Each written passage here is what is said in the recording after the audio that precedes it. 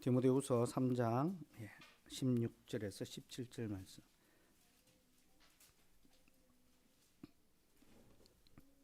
같이 우리 읽도록 합시다.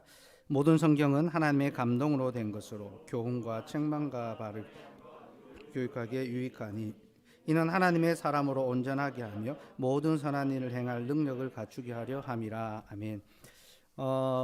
개혁교회는 오전에는 하나님의 말씀에 강해 설교를 듣고 오후에는 또 그 신앙의 도리 또 신앙 고백서를 배웁니다. 이것이 교회의 전통이고 그것을 지켜가는 것이 교회를 지키는 그런 길로 생각하고 그 전통을 계속 지켜왔는데 저희 교회도 저 오후에 교리문답을 쭉 공부해 보려고 합니다.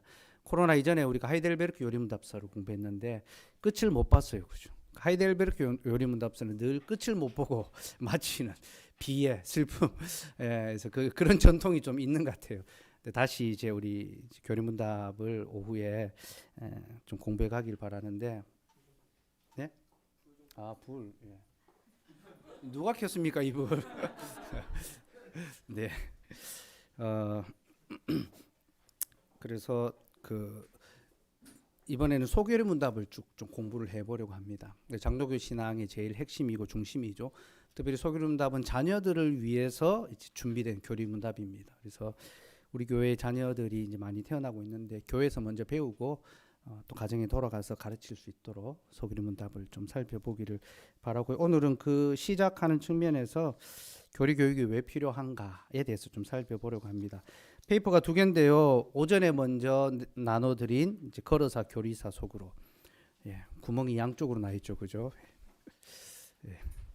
그래서 이게 제가 우리 이제 교단 잡지 잡지에 글을 원고를 청탁받고 청탁받았다기보다는 이제 강제로 거의 쓰도록 제 의사와 상관없이 쓰게 만드시더라고요. 그래서 2년간 매달 이제 기고를 해야 됩니다. 그래서 2023년 1월 원고를 11월 말에 써서 보냈고 이제 그 원고를 제가 이제 여러분과 좀 나누려고 합니다. 제가 이 원고 딱 보내고 나니까 잡지사 연락이 왔어요. 역시 목사님, 우리 기대를 저버리지 않는다면서. 고맙습니다. 이런 반응 누가 있습니까? 역시 숙현 형님. 제가 두고도 왜 예지자매가 부끄러워하지? 너무 고맙다고, 진짜 너무 바라던 글, 기대했던 글을 써주셔서 고맙다고 그렇게 이제 그 이야기를 들었는데 교리사에 대해서 좀 써보려고 합니다. 그래서 기독교 교리 역사가 어떻게 흘러왔고 그게 또 어떻게 교회를 또 이끌어갈 수 있는가. 특별히 저는 그 교리 역사가 과거의 역사가 아니라 우리의 어떤 미래 또 내일에 대한 어떤 이 전망을 보여준다. 이제 우리의 내일이 우리의 고대에 있다. 그런 마음을 좀 갖고 있어서 그 이야기를 첫 번째로 썼습니다. 그래서 이거는 같이 한번 쭉 읽도록 하겠습니다. 걸어사 교리사 속으로 첫 번째 이야기, 교회의 미래는 고대다. 제 소개를 좀 했습니다. 제가 썼습니다. 박창훈 목사는 SFC 간사로 살며 개혁주의 교회 건설을 외치다가 개혁주의 교회 건설로의 부름을 받아 2017년 봄 경북 포항에서 교회를 개척했다. 현재는 바른 말씀과 성례를 시행하며 성도의 교제와 직분적 돌봄, 치리가 풍성한 교회로 지어져 가기를 소망하며 성도들과 함께 행복한 목회 생활을 하고 있다. 제 바람입니다. 그래서 행복한 그래서 건강한 교회가 얼마나 복되고 행복한 교회인가, 이제 그걸 좀 이 교리 역사를 통해서 우리 교회 이야기를 또 좀 이제 쓰고 싶고 또 우리 교회에 하는 이야기다라고 생각하고 저희 교회를 생각하며 쓴 글이니까 그렇게 읽어주시면 좋겠습니다. 프롤로그. 2년 전 생명나무의 기독교적 탐방기를 쓴 후에 다시는 글을 쓸 기회가 없기를 바랐다. 글을 쓴다는 것은 내게 고역이며 무거운 짐이었다. 밤새 끄적거려야 겨우 몇 줄 쓸 수 있음이 괴로웠고 어김없이 돌아오는 마감은 두려웠다. 하지만 원고 청탁을 거절할 수는 없었다.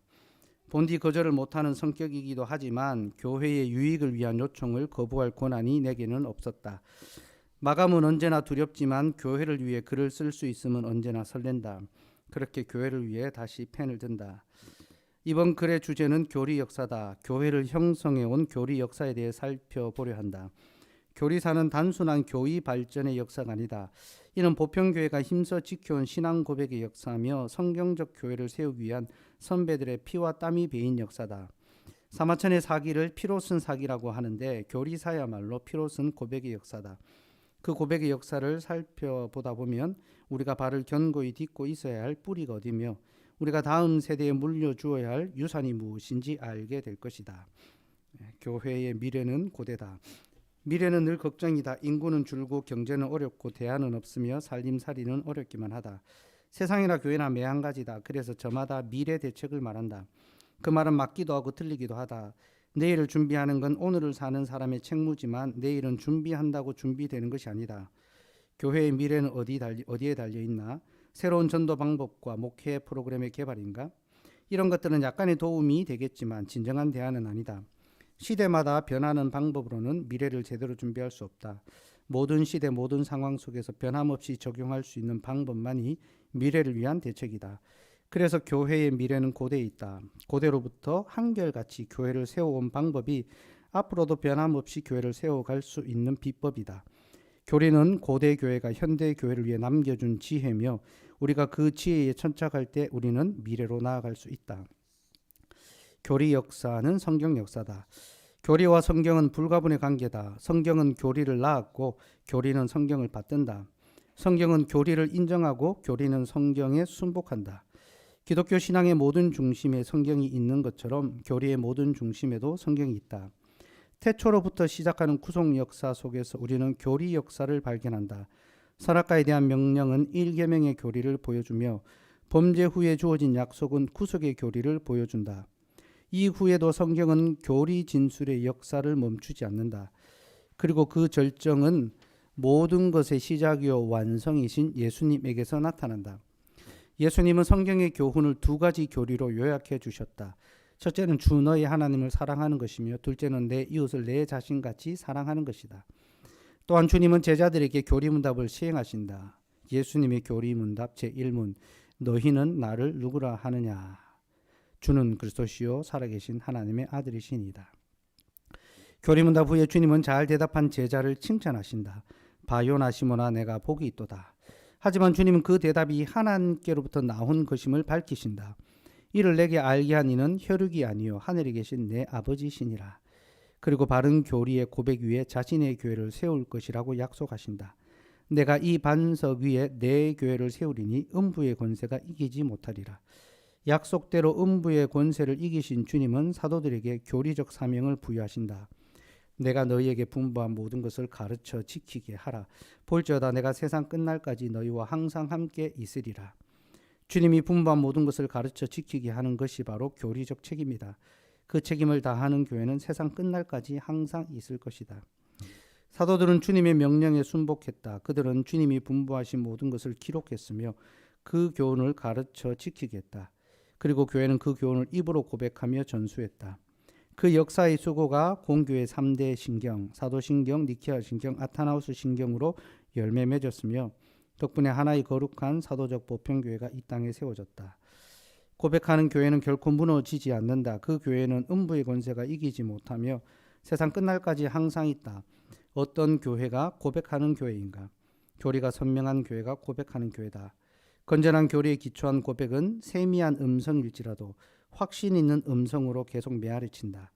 그리고 화답하는 봉우리마다 건강한 교회를 계속 세워간다.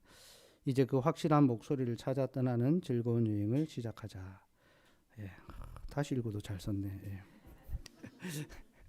죄송합니다. 제가 이러면 우리 아내가 꼭 그만하지 말라고 권면하는데 오늘도 권면을 받을 것 같습니다. 저희 교회 사진도 보냈습니다. 그래서 가능한 이 사진을 실어주면 좋겠다 했는데 약간 생뚱맞지만 저는 이게 교회의 고백이고 또 우리 교회가 가야 될 길이기 때문에 저희 교회 사진이 들어가는 것이 의미가 있겠다 싶어서 근데 편집하면서 들어갈지 안 들어갈지는 잘은 모르겠습니다. 어쨌든 우리 교회가 성경에 기초한 바른 교리 위에 굳게 서가는 그런 교회가 되기를 바라면서 또 제가 쓰는 글들을 같이 나누면서 유익을 또 함께 누렸으면 좋겠습니다. 예, 그러면 이제 오경건의 페이퍼 이제 보시고 교리 교육이 왜 필요한지 좀 살펴보겠습니다. 첫 번째로 교리가 무엇인가라고 했을 때 교리, 교의라고도 부르죠. 예, 그 미국에서는 이 조직 신학이라고도 부르기도 합니다. 딱 이제 구원에 필요한 교리들을 딱 배열을 해서 조직적으로 편성을 해서 한다고 해서 조직 신학이라고도 하기도 하는데요. 교리나 교의는 하나님께서 성경을 통해 계시하신 진리, 성경의 진리가 교리입니다.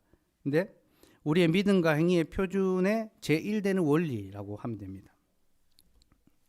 교회는 성경의 교훈을 정제된 문구와 명제로 요약하여 신조와 신앙 고백과 교리문답으로 고백하고 가르쳐 왔습니다. 그러니까 우리는 성경을 믿지만 이 성경 전체를 다 외우지 못하잖아요. 고백하지 못하잖아요.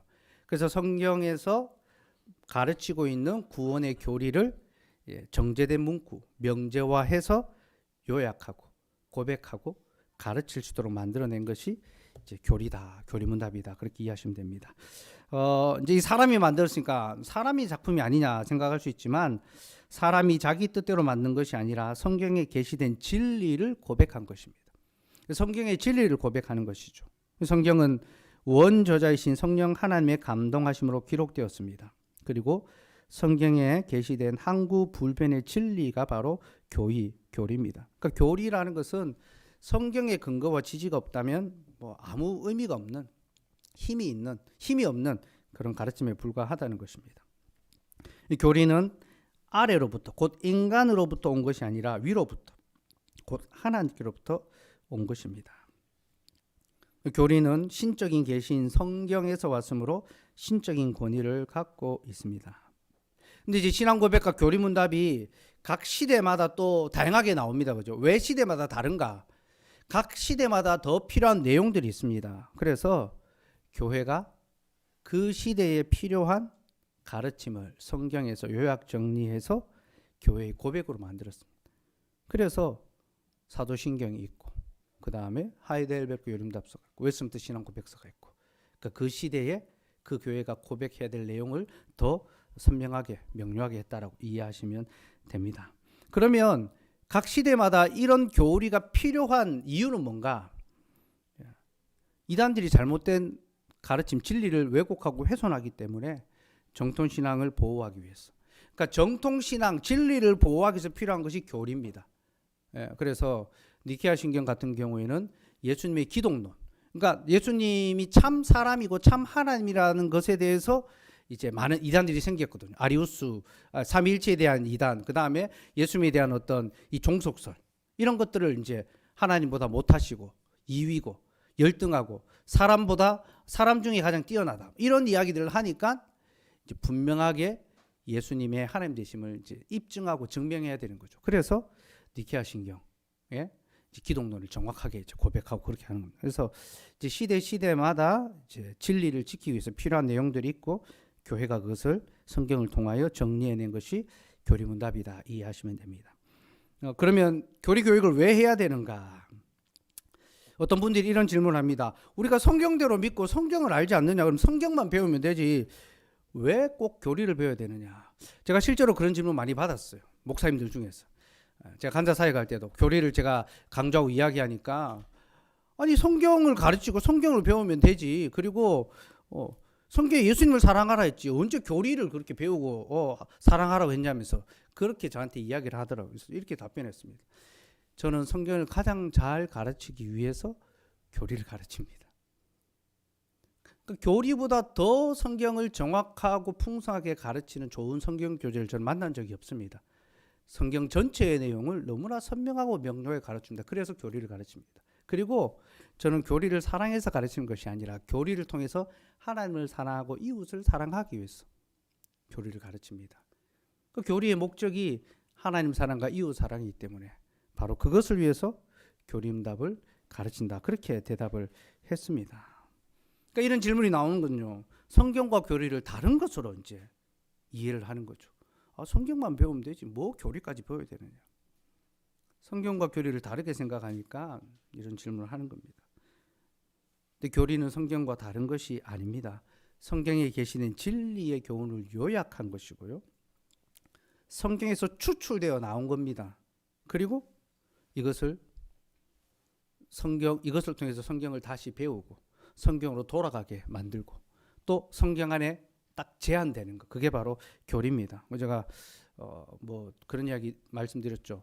성경을 딱 압축하면 세 가지가 나오는데 십계명, 사도신경, 주기도문.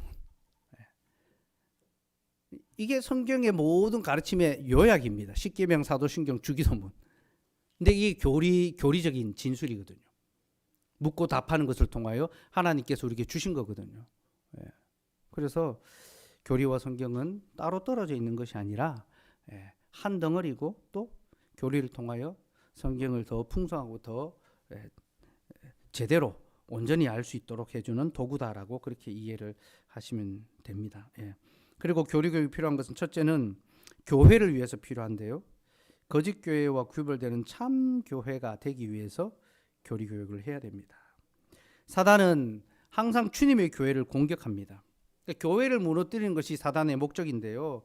사단이 교회를 공격하는 무기가 세 가지입니다. 우리 예전에 공부한 적이 있어요. 첫째는 핍박. 핍박을 통해서 교회를 공격합니다. 둘째는 거짓 교리. 잘못된 교리로 교회가 변질되게 만듭니다. 셋째는 분열입니다. 교회가 분열하고 다투고 깨어지게 만들죠. 이 세 가지 공격 도구가 사단의 주 공격 무기입니다. 그 중에 이제 거짓된 진리. 초대교회가 핍박은 견뎌냈는데 잘못된 교리와 그릇된 교리에 넘어가게 됩니다. 그리고 교리가 그렇게 잘못되면 교회가 분열됩니다. 나누어지게 되는 거죠. 그 교리문답은 교회가 신앙의 일치, 하나됨, 연합을 지키기 위해서 성령이 하나 되게 하신 것을 힘써지키라 했죠. 그게 우리 사랑하자라는 이 개념이 아니라 바른 말씀의 교훈 속에 하나가 되고 그 속에서 사랑하는 겁니다. 그래서 성령의 하나 되게 하는 것을 힘써 지키라고 한 다음에 그 뒤에 나오는 내용이 그 말씀의 사역자와 교회의 질서에 대해서 이야기합니다. 바른 말씀의 가르침을 통하여 한 교훈 아래 서 있을 때 그 교회가 연합되는 거죠. 칼빈 선생은 하나님께서 한 교회에 한 목사를 주신 것은 한 목자의 입의 가르침을 통하여 그들이 하나 되게 하기 위해서, 한 말씀의 교훈 안에서 하나 되고 연합하고 사랑하기 위해서 한 교회에 한 목사를 세우신다라는 거예요. 그래서 한 말씀, 한 교훈 속에서 우리가 연합되고 하나 된다라는 것을 여러분 꼭 기억하시면 좋겠고요. 어쨌든 지상의 교회는 늘 공격받기 때문에 참 교회와 거짓 교회가 늘 같이 공존합니다. 우리 시대도 마찬가지고. 그래서 신자는 어떤 교회가 참 교회고 어떤 교회가 거짓 교회인지를 분별할 수 있어야 합니다. 그러면 분별하는 기준이 필요하겠죠. 그래서 교회가 성경을 통해서 참된 교회에는 반드시 있어야 될 것이 뭔가 교회의 표지를 딱 정리를 해두었습니다. 도르트 신조에서 교회의 표지를 딱 결정을 하거든요. 도르트 신경에서. 그때는 종교개혁 시대에 거짓교회 참교회가 같이 있었잖아요. 로마 교회는 거짓교회로서 그 교회가 더 크고 더 성도가 많고 더 힘이 있었습니다. 참교회는 핍박 가운데 약하고 소수의 사람들이 모여들었지만 그러나 그들은 성경으로 어느 교회가 참교회인지 분별했고 거짓교회를 떠나 참교회로 가기를 힘썼던 것입니다. 그 교회의 표지가 무엇입니까? 올바른 말씀의 선포와 올바른 성례의 집행과 올바른 권징의 시행이라는 것입니다. 말씀과 성례와 권징이 참교회의 표지다. 이게 종교개혁 시대에 우리의 선배들이 어떤 이 목숨을 걸고 지켜낸 이 교리입니다. 참교회를 지키기 위하여 교회의 표지를 목숨 걸고 지켜낸 것이 바로 말씀과 성례와 권징이라는 거죠. 그들이 그렇게 교회 표지를 선명하게 하니까 건강한 교회들이 계속 세워질 수 있었고 그 교리를 계속 전파함을 통해서 참교회가 계속 보존되어 갈 수 있었던 거죠. 그래서 교회는 교리를 가르쳐야 하고 성도는 교리를 배워야 하고 그렇게 해갈 때 참교회가 계속 보존되어 간다. 그래서 교리교육은 참교회를 계속 보존하기 위해서 필요하다. 기억하시고요. 둘째는 이제 건강하게 자라가는 교회가 되기 위해서 필요합니다. 참과 거짓을 구별한 다음에는 이제 건강하게 자라가야 되죠. 멈춰 있어서는 안 되잖아요. 그죠? 그래서 건강한 교회가 되기 위해서 뭐가 필요한가? 교육이 필요하죠. 그래서 교리의 교육이 필요하다는 것입니다. 오늘 읽었던 말씀에서도 하나님의 사람으로 온전하게 하고 모든 선한 일을 행할 능력을 갖추게 한다. 우리를 온전한 사람이 되게 하는데 성경의 교훈, 이 교훈이 교리라고 말씀드렸죠. 성경의 교리가 책망과 바르게 함과 의로 교육하기에 유익한 이 교리가 우리를 건강하게 자라게 한다라는 거죠. 그래서 교회는 신자를 바르게 잘 자라게 하기 위해서 교리 문답을 가르쳐 왔습니다. 소교리 문답은 입교와 성찬 참여를 준비하는 자녀들을 위해서 작성됐습니다. 유아세를 받고 이제 입교하려고 할 때 그들에게 바른 신앙을 가르쳐서 이 신앙이 계승되게 해야 되는데 소교리 문답을 통해서 이것을 가르치고 이것을 믿고 고백할 때에 이제 입교 문답하고 성찬에 참여하도록 허락해 주는 거죠. 그리고 대교리 문답은요, 가정과 자녀들을 바르게 잘 가르치기 위해서 아버지들 위해서. 그래서 이 부제가 아버지들에게 붙어 있습니다. 아버지들이 이제 이걸 소교리 문답, 대교리 문답 공부해서 우리 아내 되시는 분들이 선물하면 됩니다. 아버지 임신하면 이제 이거 먼저 이제 딱 출산하면 이제 소교리 문답, 대교리 문답 합본된 거 딱 해가지고 아버지의 자격을 취득하십시오 하면서. 그리고 교회 직분자들이 바른 말씀을 설교하기 위해서 대교리 문답이 있거든. 그러니까 교회 직분자들은 대교리 문답을 늘 배우고 그 교훈에 맞게 말씀을 가르칠 수 있어야 합니다. 건강한 교회로 자라가야 하죠. 그럼 건강한 교회가 뭔가 도대체? 건강한 교회 역시 성경에서 그 증거를 찾아야 되겠죠. 그러니까 막 성장한다, 부흥한다, 교회의 어떤 이 재산이 늘어난다, 뭐 이런 것들 분위기가 좋다, 이런 것들을 가지고 건강한 교회다. 제가 예전에 책을 한 권 선물 받았는데 건강한 교회 7가지 표진지 그런 책을 한 권 받았어요. 근데 보니까 성경과 관계된 건 없고 다 어떻게 교회가 성장해 가는지, 어떻게 교회가 좋은 분위기로 만들어 갈 수 있는지 이런 내용들이 쭉 있더라고요. 그러니까 우리 시대의 교회의 어떤 그림은 성경이라기보다는 자기의 관점이 많이 투영되어 있어요. 교회가 건강하다라고 할 때에도 좋은 분위기에서 사람들이 많이 모이고 예배할 수 있으면 건강하고 좋은 교회라고 그렇게 굉장히 이제 사적인 개별적인 관점에서 교회를 이해를 합니다. 근데 건강한 교회는 성경을 통하여 우리가 확인하고 파악해야 됩니다. 성경에서 건강한 교회의 특징을 크게 5가지로 그렇게 규정합니다. 첫째는 말씀의 바른 가르침이 시행되는 교회가 건강하다. 둘째는 그 가르침 그대로 믿는 거죠. 성경대로 믿는 믿음. 그러니까 바른 말씀을 잘 가르치는 것과 함께 받은 말씀 그대로 믿는 믿음이 필요합니다. 그래서 우리가 받은 그 말씀대로 성경대로 잘 믿어야 되겠다. 그리고 셋째는 잘못된 교훈에 넘어가지 않는 겁니다. 그릇된 교훈에 넘겨지지 않는 거죠. 넷째는 머리 대신 그리스도와 연합하는 겁니다. 그리스도와 연합하여 그 영적 연합의 기쁨을 누리고 교제를 나누는 거죠. 다섯째는 그리스도의 몸된 교회, 성도들과 함께 연합하고 교제해 가는 교회. 이 교회가 건강한 교회다라고 합니다. 이렇게 건강한 교회는요, 성경의 교훈에 기초해야 되고, 그리고 성경 전체에 대한 균형 잡힌 이해를 가져야 합니다.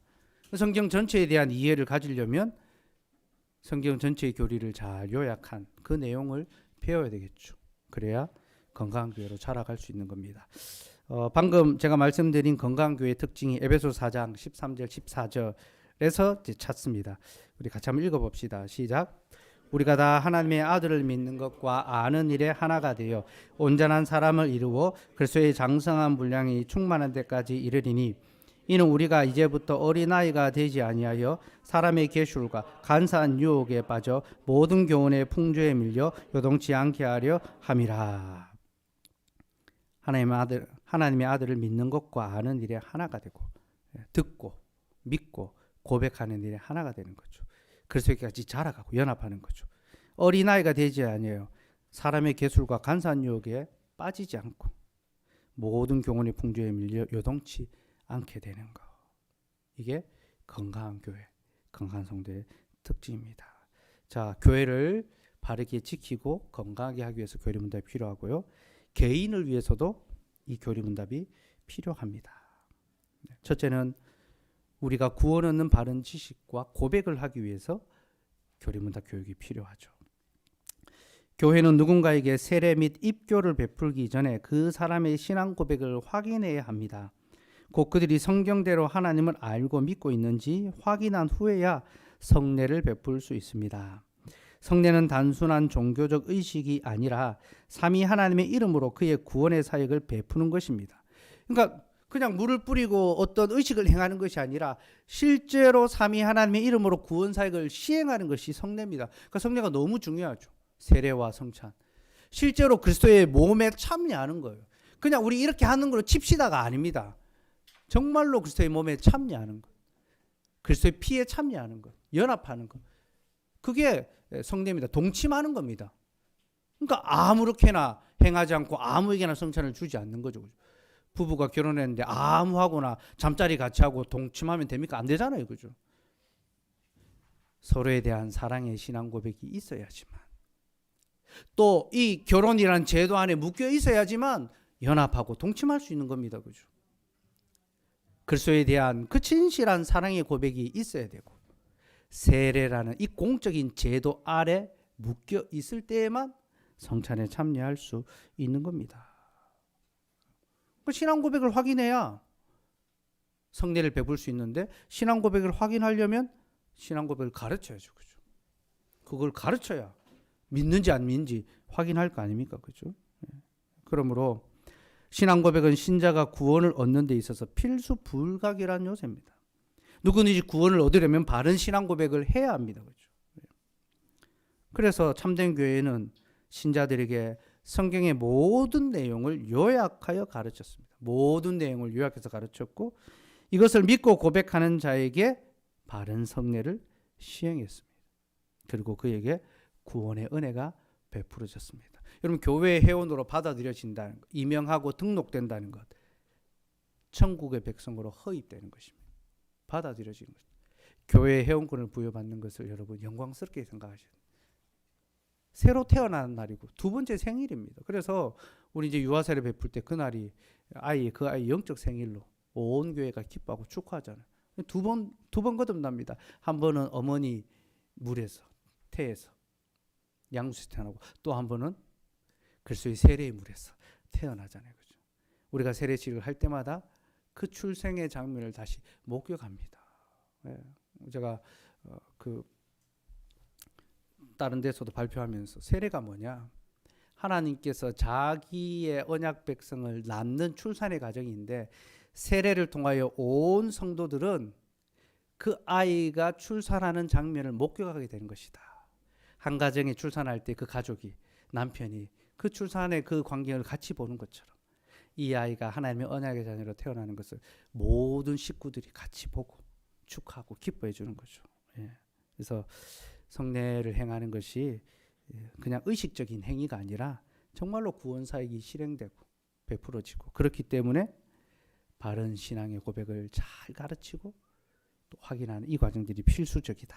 그걸 좀 아셔야 됩니다. 그래서 개인의 구원과 또 이 신앙의 고백을 위해서 교리문답을 배워야 하고요. 하이델베르크 교리문답 21문에 이제 참된 믿음을 이렇게 정의합니다. 문답해 봅시다. 참된 믿음이란 무엇입니까? 참된 믿음은 하나님께서 그의 말씀에서 우리에게 계시하신 모든 것이 진리라고 여기는 확실한 지식입니다.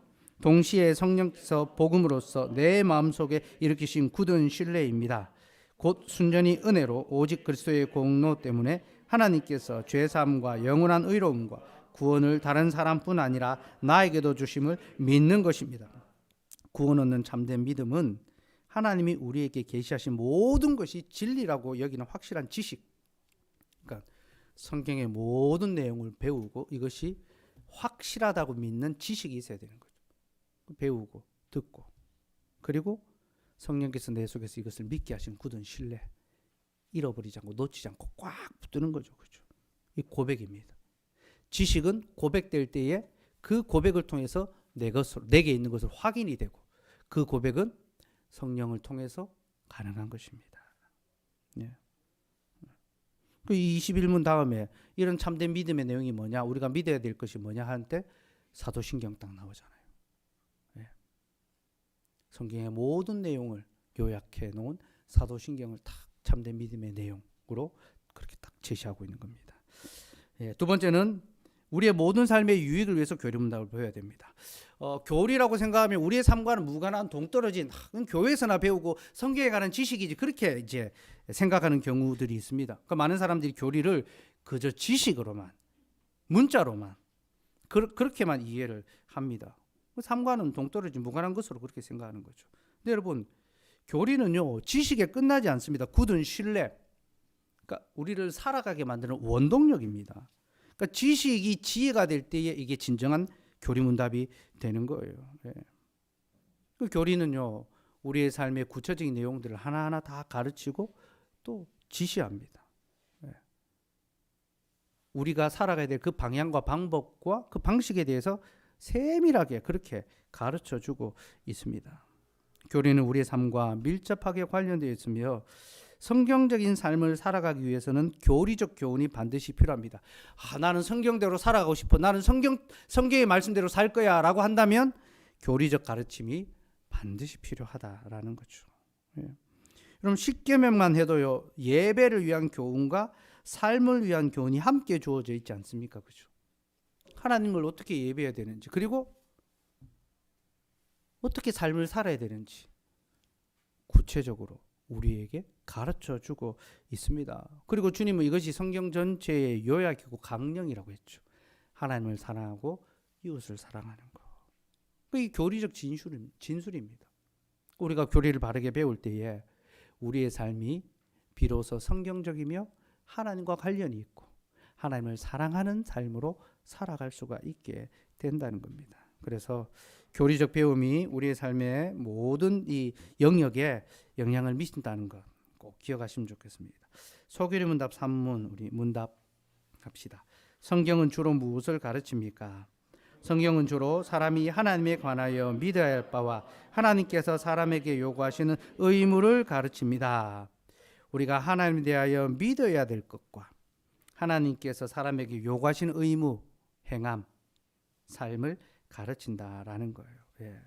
그래서 이게 성경 전체의 내용이고 하나님께서 우리를 몸과 영혼으로 만드셨죠. 이게 이제 고대에 아주 중요한 논쟁이 있었습니다. 3분설이냐 2분설이냐 인간이. 예. 3분설은 인간은 이 몸, 그 다음에 이 지적인 면, 그리고 영적인 이 3분설이거든요. 인간은 그런 존재로 만들어졌다. 그다음에 2분설은 인간은 몸과 영혼으로 만들어져 있다. 이거 아주 치열하게 이제 이게 논쟁을 하고 막 그 신학 이제 토론을 했는데요. 제 결론은 3분설, 2분설이 그렇게 중요한 게 아닙니다. 성경에서는 혼과 영혼을 같이 쓰기도 하고 또 분리해서 쓰기도 하고 뭐 그렇게 이제 뭡니까 다양하게 이제 씁니다. 근데 한 가지 중요한 것은 하나님께서 사람을 몸과 영혼으로 만드셨다는 거예요. 그리고 이 몸과 영혼을 분리시키지 못합니다. 몸과 영혼이 분리되면 어떻게 됩니까? 그게 죽는 겁니다. 그죠? 예. 근데 신자는 하나님의 약속 안에서 죽지 않잖아요.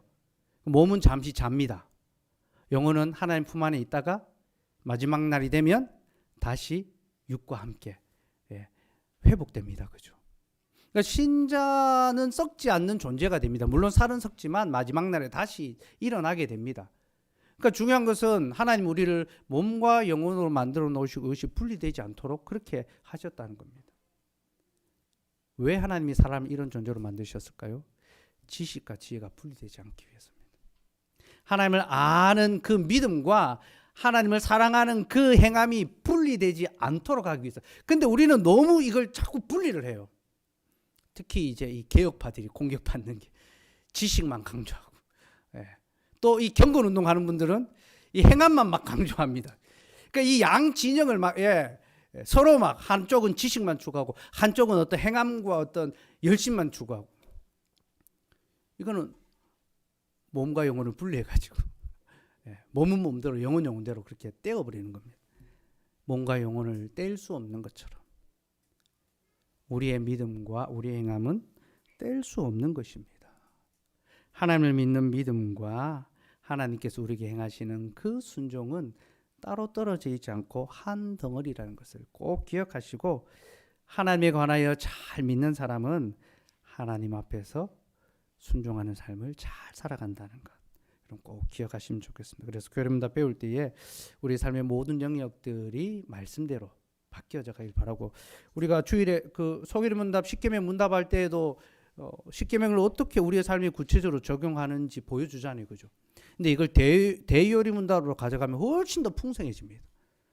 그 하나하나마다 아주 풍성한 삶의 실질적인 제안과 적용을 해주고 있거든요. 그러니까 교리야말로 가장 풍성한 성경의 적용입니다, 우리의 삶에. 그래서 공부하면서 우리가 우리의 생활에 실제적으로 더 많이 적용해 갈 수 있으면 좋겠습니다. 결론은 교리문답을 잘 가르치는 교회가 건강하고 좋은 교회라는 겁니다. 부지런히 가르치고 배우고 힘써 행하는 교회가 복되고 좋은 교회이기 때문에 우리가 그런 교회로, 또 그런 성도로 함께 지어져 갔으면 좋겠고, 그렇게 행하는 교회가 세상 끝날까지 항상 주님과 함께 있다는 것 명심하면 좋겠습니다. 마태복음 28장 20절 말씀 같이 읽읍시다. 시작. 내가 너에게 분부한 모든 것을 가르쳐 지키게 하라. 볼지어다